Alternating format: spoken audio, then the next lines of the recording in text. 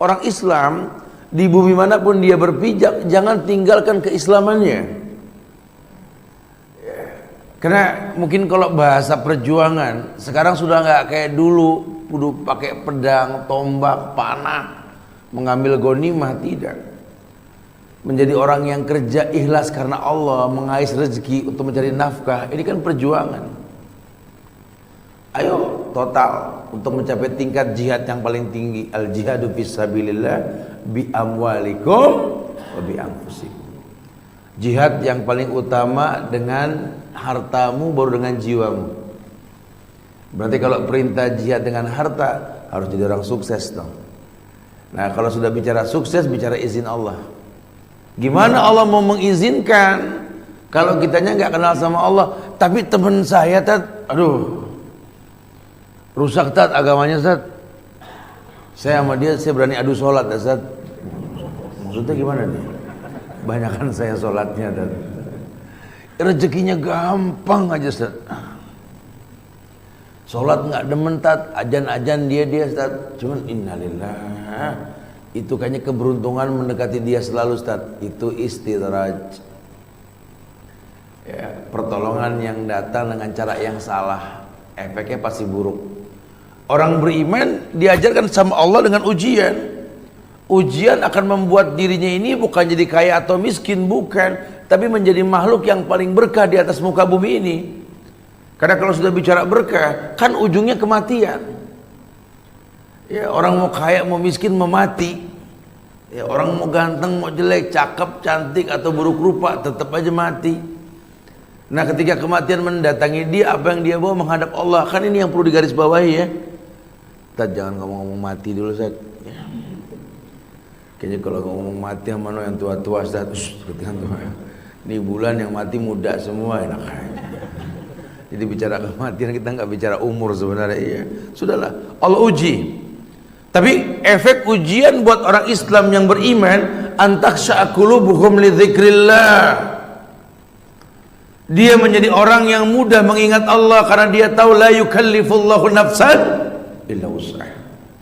Dia orang yang tahu bahwa dia punya Allah yang tidak mungkin menguji manusia di luar batas kemampuannya. Dia tahu itu. Makanya dia nikmati. Kita kalau lagi zaman gampang rezeki, doa nggak husu, betul? Susah beli macam-macam langsung. Allahumma rzuqna ya Allah, ya Allah. Mudahkan rezeki buat kami ya Allah. Arabnya juga, terjemahannya juga sampai ya Allah. Begitu tuh. Orang susah kalau berdoa beda dah sama orang lagi senang, ya. Kita zaman anak kita tuh masih lucu-lucu, belum ngegoda, belum betul-betul menguji kita, ya. Masih, ya, anak masih kecil. Iya, waktu zaman anak masih anak-anak, kita kalau berdoa cuman Rabbi habli minas sholihin ya Allah. Gitu aja, nggak ada bobot. Ntar kalau anak udah gedean dikit, aduh ya Allah. Oh, kalau kita nggak diuji, kita nggak husu. Bisa nurut sama Allah toh. Cuma orang fokusnya.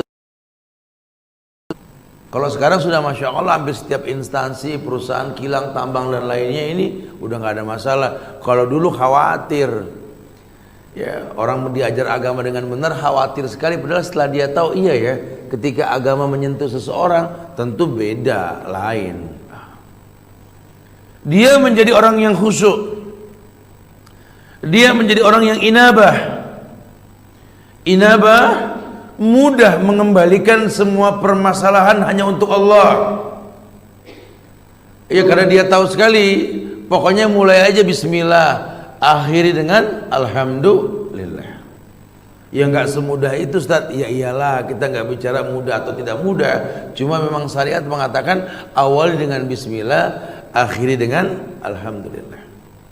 Ada inabah di surat Qaf ayat 32-33 Allah berfirman, hadza ma tu'aduna likulli awwabin hafiz man khasyya rahmana bil ghaib wa ja'a biqalbin munib. Iya. Orang yang gampang kembali, orang yang tahu, ya, tidak ada yang tahu kondisi hati kecuali pemilik hati. Ketika iman naik turun, yang punya iman yang tahu, orang nggak ada yang tahu. Makanya dalam rantau seperti ini kita bekerja, ya Allah, ini galau tidaknya kan kita yang tahu. Ya, kita nggak pernah orang lain tahulah kondisi hati kita lah. Cuma kata Allah, hadza ma tu'aduna likulli awwabin hafiz. Ada janji Allah buat orang-orang yang selalu kembali kepada Allah dan memelihara dirinya, memelihara peraturan-peraturan yang memang Allah aturkan buat dirinya. Hadza ma tu'aduna likulli awabin hafiz. Janji Allah lah di surat Qaf 32 ini, bahwa Allah telah berjanji, hadza ma tu'aduna likulli awabin hafiz, buat orang-orang yang mau kembali kepada Allah dan menjaga aturan mainnya. Ketika ahli ekonomi barat berpendapat bahwa kalau pengen maju dalam berbisnis, jangan kaitkan bisnis dengan Islam, dengan agama. Ini awal kehancuran sebenarnya. Apalagi berpikir, yuk kita bedakan antara ekonomi dengan agama, politik dengan agama, kehidupan dengan agama. Astagfirullahaladzim. Agama yang memang sentral, Rasul amri kulli, kata Rasul Islam.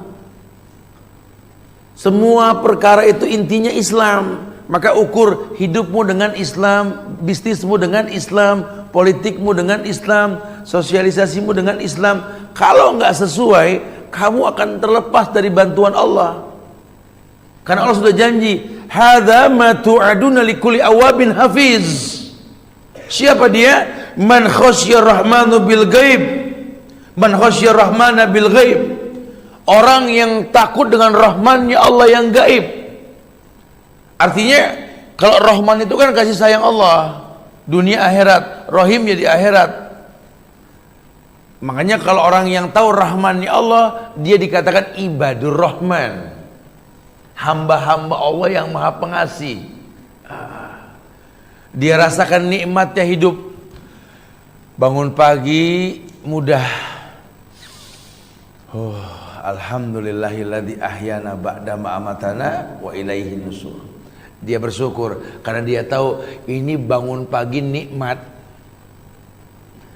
Ada orang yang udah nggak bisa lagi bangun pagi, berarti dia diberikan nikmat kan?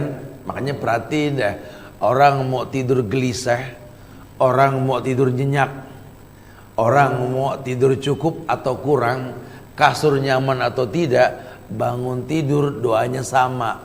Betul. Nggak dibedain, antum bangun fresh sama bangun migrain, doanya sama. Nggak ada doa bangun tidur orang migrain, nggak ada. Doa bangun tidur orang pilek, nggak ada. Mau apapun keadaannya, bangun tidur katakan alhamdulillahilladzi ahyana ba'da ma amatana wa ilaihi nusur. Umum ya. Segala puji milik Allah yang telah menghidupkanku dari kematian. Ini pujian dulu, kerjanya apa? Macam-macam. Ternyata syukur merupakan bukti inabah kita ke Allah. Kan Allah yang mengatakan la in syakartum la azidanakum. Kalau kau bersyukur ku tambah. Fokuskan hidupnya pada orang yang lakanut, sifatnya ingkar. Tercipta untuk ibadah tapi nggak demen sama ibadah. Terjadi. Saya suka contohkan di beberapa tempat dengan bahasa yang mudah lah. Kita kan tercipta untuk beribadah, betul? Wa ma khalaqtul jinna wal insa illa liya'budun. Tidaklah kuciptakan jin dan manusia kecuali untuk beribadah. Semua maklum ini. Dan ibadah itu umum. Kita bicara rukun Islam aja. Syahadat, sholat, zakat, puasa, haji, dan lain sebagainya. Oke, kita bicara itu.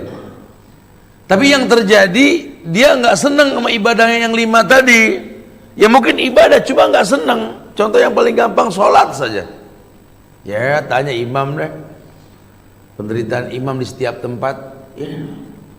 Imam kalau pengen makmum yang ngefans sama dia, harus baca pendek, betulnya. Apalagi mau Ramadan nih bentar lagi. Ya, antum betul-betul mendambakan imam yang paham antum, betul ya? Makanya kalau imam yang betul-betul berilmu dan dia tahu bahwa menghadap makmum memimpin sholat merupakan kewajiban buat imam, dia akan lakukan. Ya, saw sufufakum fa inna tasfiyatas sufuf min iqamatis shalah. Imam begitu kan? Lurus rapatkan saf. Rapat lurusnya saf merupakan kesempurnaan dalam sholat.